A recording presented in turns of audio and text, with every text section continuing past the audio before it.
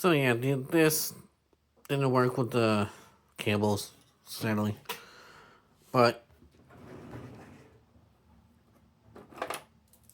if anybody knows how I can get this to work right, it's by iArc, KVM, brand, whatever.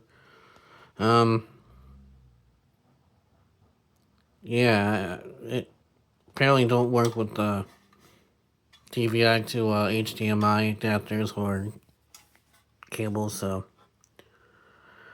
I'm assuming it's just straight DVI, or not DVI, DisplayPort. Which is a shame because it would have been a nice KVM to use. And that's kind of why my shit's in shambles right now, because I'm hooking the other one up. But anyways, yeah, kind of bummed. But I got some video coming soon. I gotta do voiceover and probably be my first voiceover video.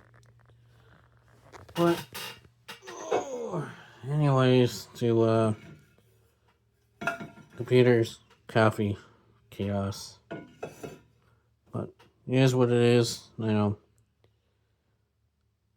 maybe the Vine gods can bless me with a different KVM switch. But for right now, can't use it. So.